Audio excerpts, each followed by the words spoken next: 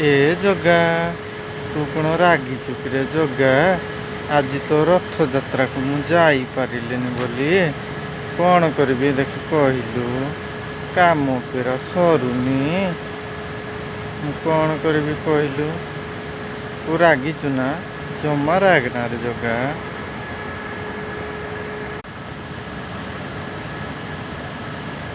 ଏ ଜଗା, ତୋ ରଥ ଟଣା ହବ ବୋଲି ଆଜି ମୋ ଆଖିରେ ନିଦ ନାହିଁ।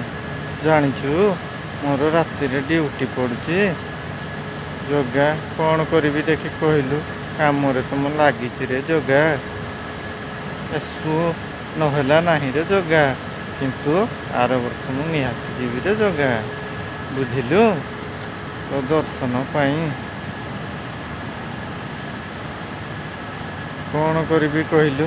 ଏ କାମ ବା ଯେବେ ବି ଦେଖୁଛୁ ସରୁନି କାମ। ତୁ ରାଗିଛୁ ନା? ତୁ ଜମା ରାଗନି ରେ ଜଗା। ଜଗାରେ, ତୁ ମୋତେ ଅପେକ୍ଷା କରିଥିବୁ ନା? ମୁଁ ଜାଣିଛି ତୁ ମୋତେ ନିହାତି ଅପେକ୍ଷା କରିଥିବୁ ରେ ଜଗା।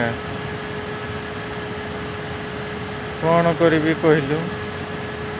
ଏସୁ ନହେଲା ନାହିଁ, ଆଇଲା ବର୍ଷକୁ ନିହାତି ଯିବି ରେ ଜଗା।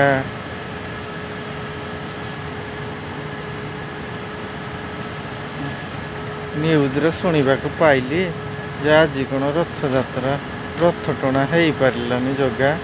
ଶୁଣିକି ଖୁସି ଲାଗିଲା ରେ ଜଗା। ତୁ ଆଉ ଅମାନିଆ ହଅନା, ବୁଝିଲୁ? ଏସୁ ନହେଲା ନାହିଁ, ଆଇଲା ବର୍ଷକୁ ମୁଁ ନିହାତି ଯିବି ରେ ଜଗା। ତ ଗାଏସ୍ କ'ଣ ନା, ଏବେ ମୋର ରାତି ଡ୍ୟୁଟି ଚାଲିଛି ଗାଏସ୍। ତ ଦେଖିପାରୁଥିବେ ମୁଁ ଏବେ କ'ଣ ନା ଏଇଟା ହ୍ୱାଇଟ୍ ହାଉସ୍ ବୋଲି ଗୋଟେ ସାଇଡ଼୍ ଅଛି, ଯେଉଁ ସାଇଡ଼୍ରେ କି ମୋର ଏବେ ଡ୍ୟୁଟି ଚାଲିଛି।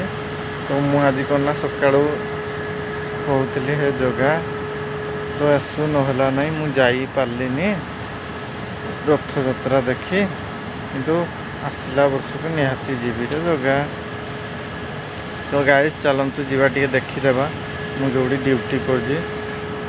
ତ ଦେଖିପାରୁଥିବେ ଇଏ ହେଲା ଜିନ୍ଦଲ ପ୍ଲାଣ୍ଟଟି, ଯେଉଁଟାକି ମୋ ଡ୍ୟୁଟି ଲାଗିଛି। କାରଣ ଏଗୁଡ଼ାକ ହେଲା ଘର, ଦେଖିପାରୁଥିବେ ଏଗୁଡ଼ାକ ଘର।